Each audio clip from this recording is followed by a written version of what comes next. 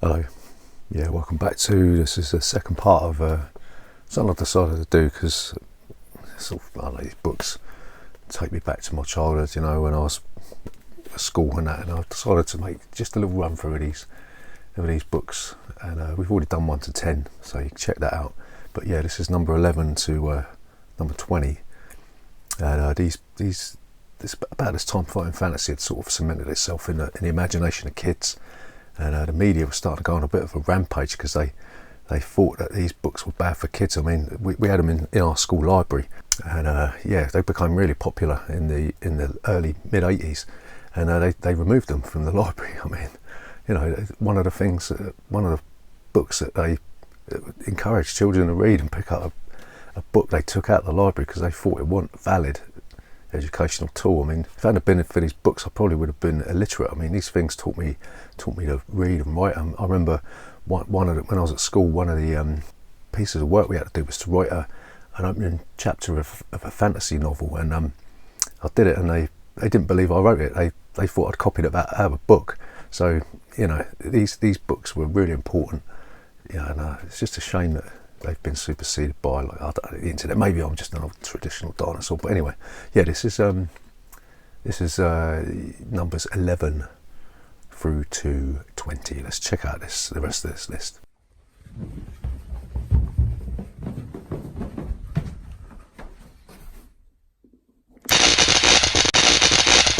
Board games 4K. So yeah, number 11 is the Talisman of Death, and yeah, this is look at that cover there, look, if you can see that. Yeah, this is written by Mark Smith and Jamie Thompson of the Way of the Tiger, the sort of ninja, sort of oriental adventures type thing, and this was one of the first game books to take place outside of the traditional, I mean the fantasy, but not talk about the science fiction ones, but one of the first ones to take place outside of the Atlantean sort of Titan world, and you're sort of taken out of Earth and you're transported into this world called Orb, and yeah, you've got to explore the world and seek out the Talisman of Death and destroy it. And yeah, this was controversial to say the least. I mean, this made the news. I can remember when I was a kid watching the news, and it was sort of like the D&D sort of panic, the satanic panic they called it, didn't they? And they try to blame these books for kids having nightmares and crime and all sorts of rubbish. And they pulled out one of the, I always remember they pulled out one of the paragraphs from this book where, and it, you know, it still makes me laugh today that they got away with it. But I mean, I think Jamie Thompson, Mark Smith, I think they're still active on the forum, so I don't know if you're watching this, like, fair play to you, mate. But anyway, yeah, there's one where you get impaled by a spear and you're trying to stop your entrails from falling out and splitting out onto the floor, and they picked that out on the news, and yeah, I can remember my parents thinking, like, looking at this book thinking, my God, my kid's reading this. But yeah, as far as quality, I mean, I didn't really like this one. There's too many perma-death sequences in this, so you just run through the book and then suddenly you just get killed. It seemed a little bit unfair, but as far as the sort of atmosphere of the book, it's not too bad. But yeah, Talisman of Death, number 11. So number 12 is Space Assassin. You can see that cover there. Yeah, it's a bit feeble. I don't really like this book. Didn't like it when I got it when I was a kid, because it was don't know who wrote it.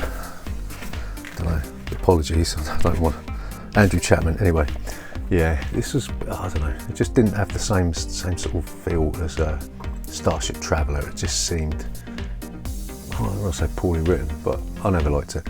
And it tried to branch out, tried to allow you to choose what weapons you wanted, and it gave you this armour score, so you had a chance to sort of absorb some damage before your stamina. And it's just basically just you're chasing after the crazed scientist called Osiris, and I think it was just a way. It's a filler book, I think, this one. I don't know. Let us know what you think. I mean, I don't know. Space Assassin, I'm not a big fan of this one. So number 13 in the series was Freeway Fighter. This was completely original. It's got that iconic artwork on there, you know, wonderful picture. You can see that in the light there. So yeah, this is around about the time, what year is this, 1984?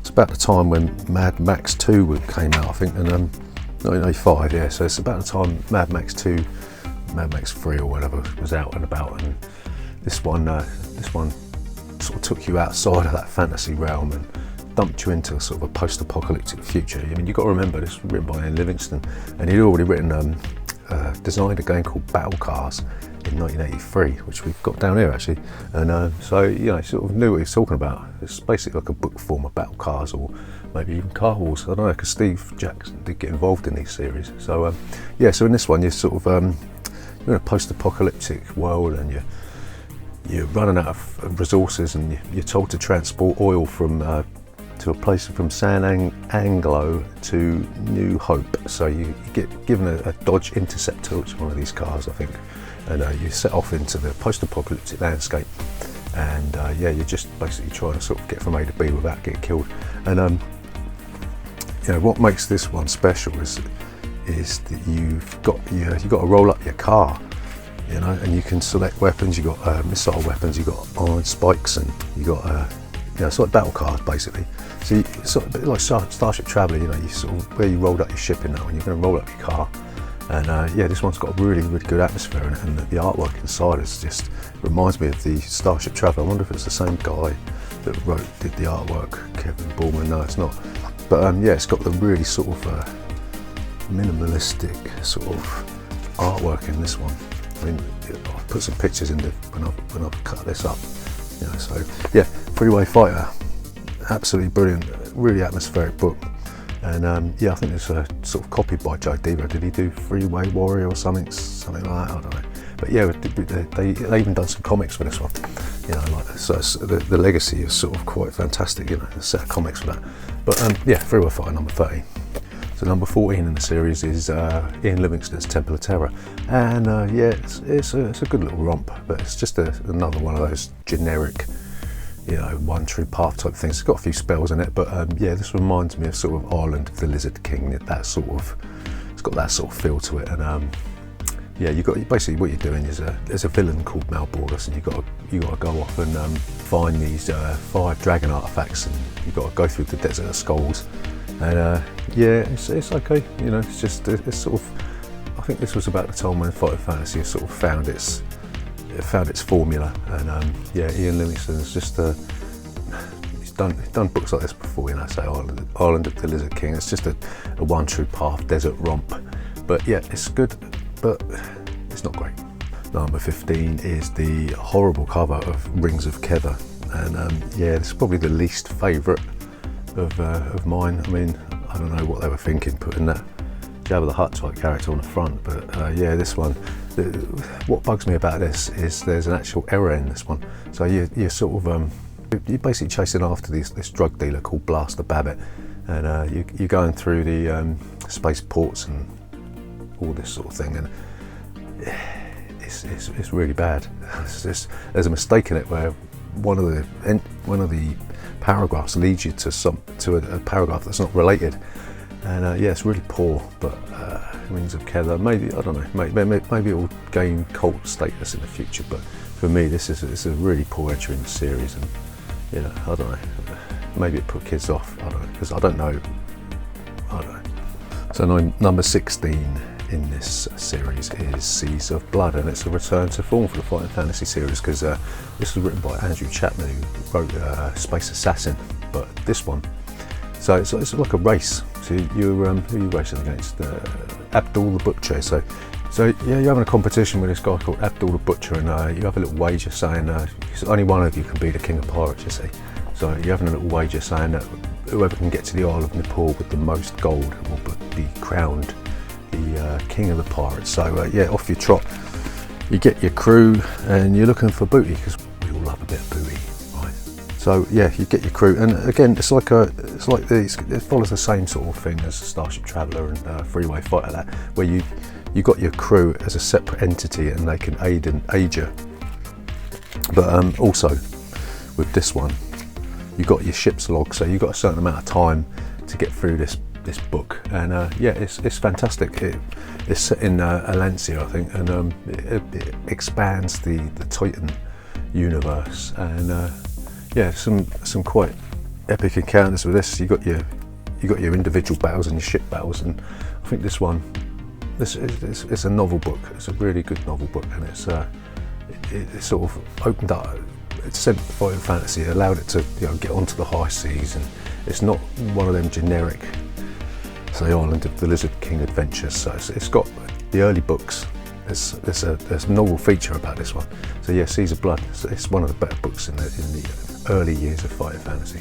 So number 17 is Steve Jackson comes back from the dead, literally, with House of Hell. So yeah, number 17 is Appointment with Fear, and oh my goodness, this book is absolutely astonishing. I mean, so it's a superhero book, right? And you take on the character of a Silver Crusader, and you're off trying to find the location of a meeting of criminals, the Fear Corporation or something. Yeah, the Fear meeting, F.E.A.R. And yeah, it takes that. It's got that sort of kitsch, sort of Batman feel to it, you know. This is in the days before you had that sort of you go where superheroes went from spandex to latex, and you got that when Marvel got corrupted by Disney. And yeah, this one, it's I don't know about what it is about Steve Jackson, but it's not like it's him writing it. It just feels completely and utterly different to all the other generic fantasy. Like, it's almost like Ian Livingstone and Steve Jackson are polar opposites. You know, you got Ian Livingstone, the traditionalist, dungeon romp. You know, get in, get the treasure, get out, fulfill, kill the boss. And then you've got Steve Jackson, who wants to take risks with his writing and experiment. That's what it seems like to me, but could be wrong. But yeah, Appointment with Fear. So you take on a Silver Crusader, you're going around the city trying to find clues as to where this Fear meeting is going to take place. And he's come up with all these wonderful, like, villains, like the Scarlet Prankster, and Sydney Knox, is it, or something? Oh, I can't remember what it's called. But yeah, there's all these wonderful villains in there. And the thing about this book that's genius to me is that the Silver Crusader is never described in detail. It's all in your mind. And even the illustrations in this book, they're very, very bland. I mean, I don't know if you can see that, but they're very, very bland. And yeah, they leave it up to your imagination. So yeah, Appointment with Fear, another really difficult book to complete, but it's also one of the best in the series. Number 18 in the Fighting Fantasy series is Rebel Planet, and yeah, it's another weak entry, I'm afraid. It's written by Robin Waterfield, and it's like you got this race. It's obviously set in science fiction sort of setting, and yeah, you got this race called the Arcadians that are sort of taking over Earth and nicking the resources and that. And yeah, it reminds me of like a sort of a film noir where you're sort of trained in martial arts, and you've got this laser sword that you've smuggled in and everything. And yeah, it's a bit weak. I don't know. It just seems like it's another one of them filler books. It seems like a lot of the science fiction books are a bit weak. But yeah, not a lot to say about this one really. But I mean, some people might like it, but I thought it was pretty poor. It's not Rings of Keva poor, but yeah, it's one of them sort of more forgettable books. And yeah, Rebel Planet, number 18. So number 19 is Demons of the Deep, and this is another book by Steve Jackson of Scorpion Swamp fame and Car Wars fame. So it wasn't written by the English Steve Jackson, it was written by the American Steve Jackson. And what happens in this one is there's Captain Bloodaxe, and he takes a dislike to you and chucks you overboard. But you've got this amulet or something that gives you gills that you can swim underwater, and you basically you're running around trying to find these black pearls. And yeah, this one's got a bit more of a jovial feel to it. It's not a completely serious book, and for that reason, it's got really quite a good atmosphere. And yeah, it basically just, I think they were trying to sort of just explore different locations and that, and see what they could come up with. And Demons of the Deep, it's all right. It's not too bad. It's just it's above average attempt. Some pretty good encounters in this, and a few little decent puzzles. Steve Jackson was sort of at the top of his game when he wrote this, I think. And yeah, it's a decent entry. So number 20 is another book by Mark Smith and Jamie Thompson. Remember, they wrote Talisman of Death, and it's Sword of the Samurai. And I'm not entirely sure whether this was before or after the Way of the Tiger series. I mean, it's 1986, this one, and yeah, it's okay. I mean, it's like another sort of attempt at trying to move fighting fantasy to another setting, and even though it is actually set in Titan, you know, maybe it's a bit, it uses too many of those samurai cliches, and it's not, it just seems a bit odd that you've got that sort of oriental, I don't know, it never really sat with me. I didn't really think, when I was a kid, how did sort of Japanese culture form on Titan? I thought it a bit weird, but yeah, I mean, this one uses like a sort of a score called Honor, and you can also choose your ability, which I forgot to mention in Appointment with Fear. You can choose your superhero special ability. But anyway, yeah, you can choose a special skill, and yeah, it's just it uses sort of a lot of cliches with samurai culture and that, and you got to go off and find a sword that's been stolen by Ikuru, Master of Shadows. It's the Daikatana sword, and he's taking it into the pit of shadows, and you've got to go off and go into the pit of shadows and retrieve the sword. And, you know, it's not a bad entry. I mean, by this time, I think sort of fighting fantasy had sort of hit its peak. 1986 was sort of the year when video games were starting to sort of creep, you know, to get over these sort of books. They were starting to take hold of the imagination of kids. I mean, obviously you had the ZX Spectrum, Commodore 64, and you know, people were starting to think about 16-bit computers. You know, like the Atari ST and the Amiga people were starting to think about that. And yeah, maybe this was the sort of, after this they started to go into decline a little bit. But yeah, I mean, even so, you know, it's still a good read. And yeah, fighting fantasy. We'll come back. We'll do 21 to 30. Maybe we'll do the lot. So if you enjoyed this video, just think about subscribing to the channel for more board game stuff and more fighting fantasy stuff. If you like this video, like, subscribe, comment, tell us what you think about the list. I mean, you know, tell us what you think about fighting fantasy books or whatever. I mean, you know, yeah, we're always interested to know what everyone else thinks about this. But see you next time.